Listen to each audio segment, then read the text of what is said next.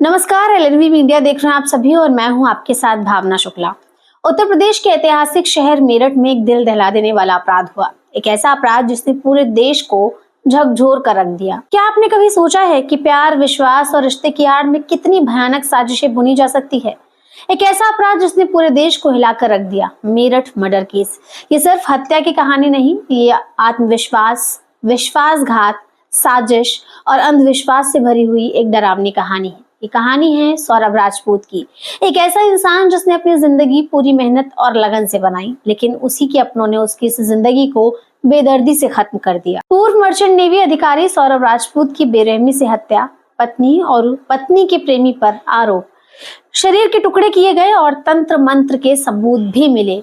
ये कहानी सिर्फ एक हत्या ही नहीं बल्कि एक ऐसी साजिश की है जिसने इंसानियत को एक बार फिर से देश में शर्मसार कर दिया।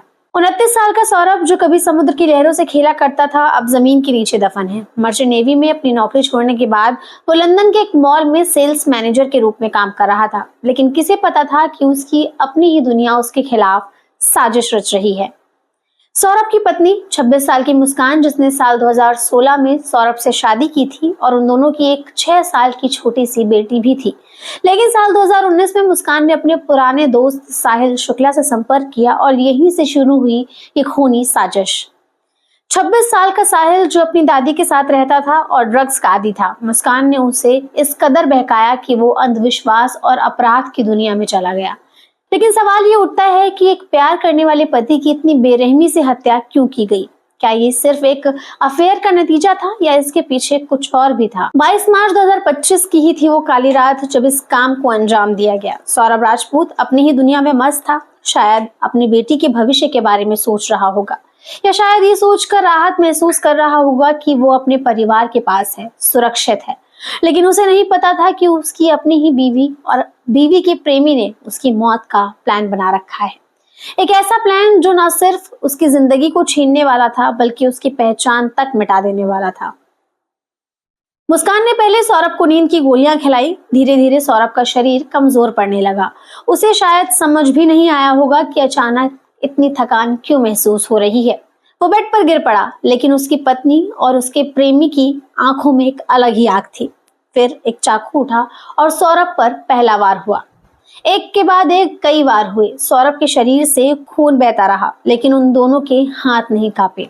सौरभ खत्म हो चुका था, लेकिन साजिश अभी भी अधूरी थी, अभी भी बाकी थी। हत्या तो हो चुकी थी, लेकिन अब सवाल था कि शरीर को कैसे छिपाया जाए। पहले उन्होंने उसका सर काटा, फिर हाथ काटे, ताकि कोई भी उसे पहचान ना सके, फिंगरप्रिंट्स के भी सबूत ना मिल सके।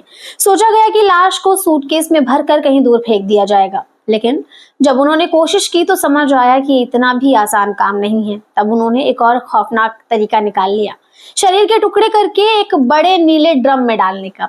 एक नीला ड्रम जो बाद में इस केस का सबसे बड़ा सबूत बन गया। ड्रम में सिर्फ टुकड़े ही नहीं थे, उसमें सीमेंट और रेत भी भर दी गई थी ताकि बदबू ना फैले, कोई इस रेत से भरे और सीमेंट से भरे ड्रम को खोल ना पाए।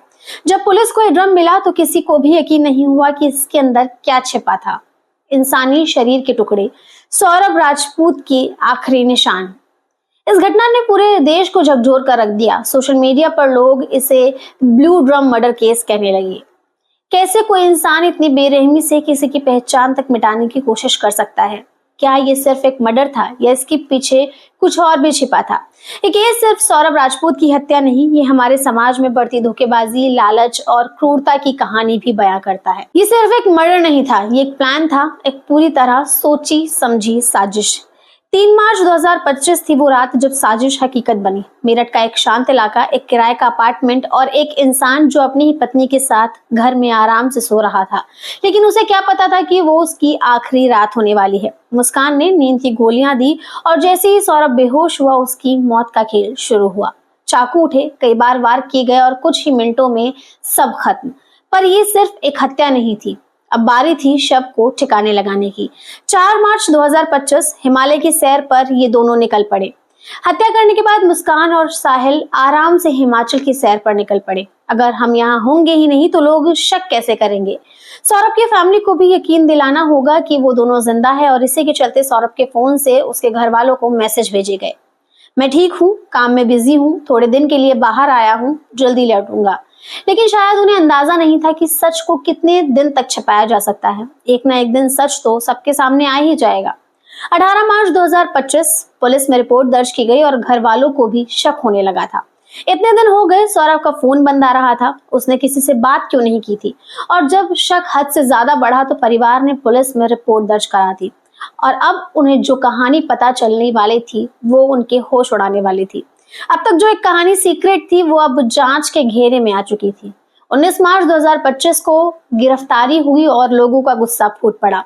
पुलिस ने मुस्कान और साहिल को दबोच लिया। जैसे वे कोर्ट में पेश हुए, वकीलों ने उन पर हमला बोल दिया। ऐसे दरिंदों को सजा दो, इन्हें फांसी होनी चाहिए। हालात इतने बिगड़ गए कि पुलिस को उन दोनों की सुरक्षा बढ़ानी पड़ी। 1 अप्रैल 2025 को सुनवाई हुई, लेकिन वर्चुअल। अब तक देश भर में इस केस की चर्चा हो रही थी।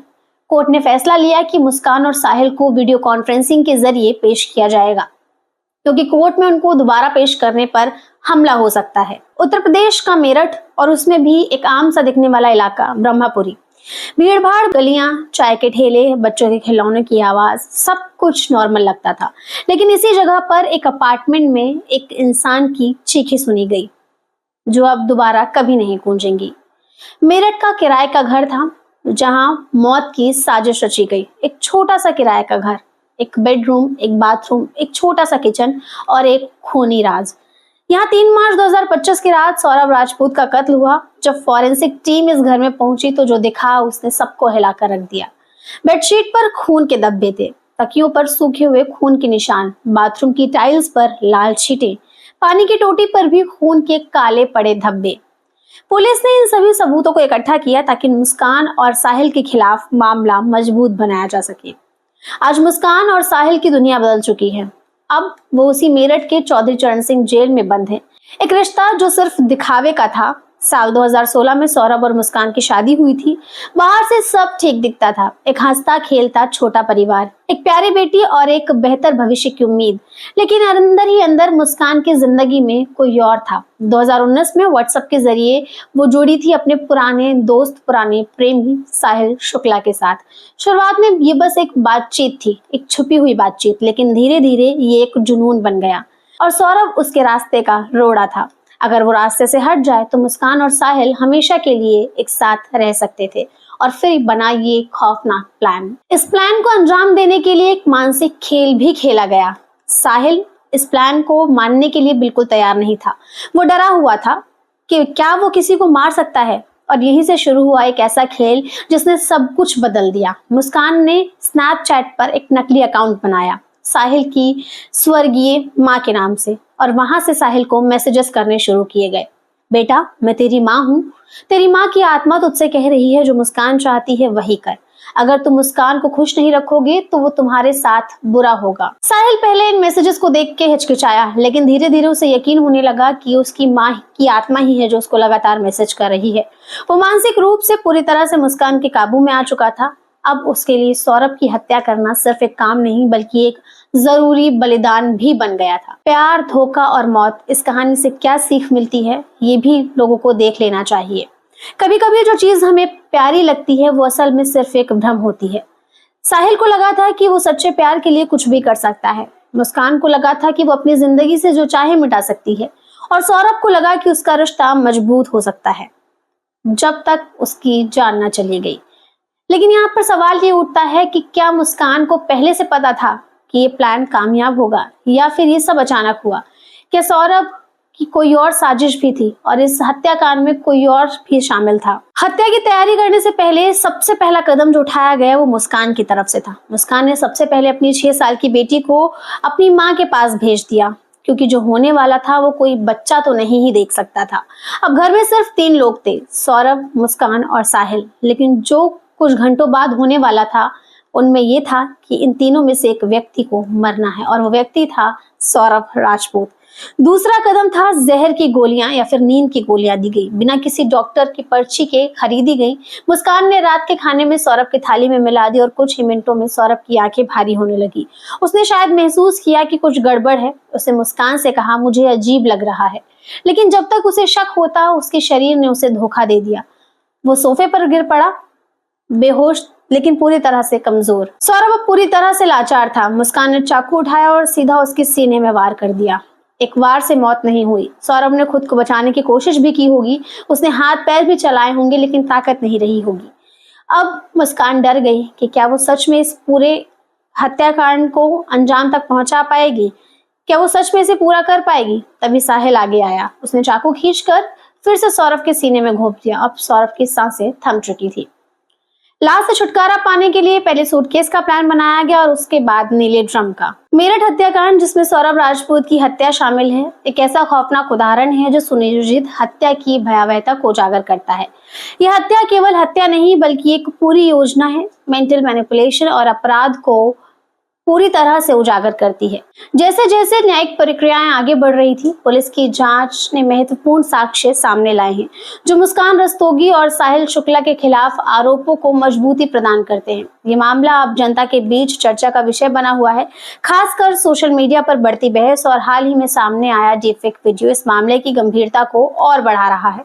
जांच के दौरान अधिक विवरण सामने आ रहे हैं, जिसमें इस अपराध के पीछे की परिस्थितियां और प्रेरणाएं शामिल हैं और साथ ही मानसिक तत्वों को भी उजागर किया जा रहा है। जैसे ही आरोपितों द्वारा व्यक्ति की पहचान मिटाने की कोशिश की गई है, उस तरह से देखा जा सकता है कि समाज में कोई कितना ही क्रूर हो सकता है। खैर, इस पूरे मेरठ मर्डर केस की कहानी पर आप क्या सोचते हैं, अपने विचार कमेंट करके जरूर बताइएगा। आज के लिए फिलहाल इतना ही, लेकिन देश दुनिया की तमाम खबरों के लिए आप देखते रहिए LNV मीडिया।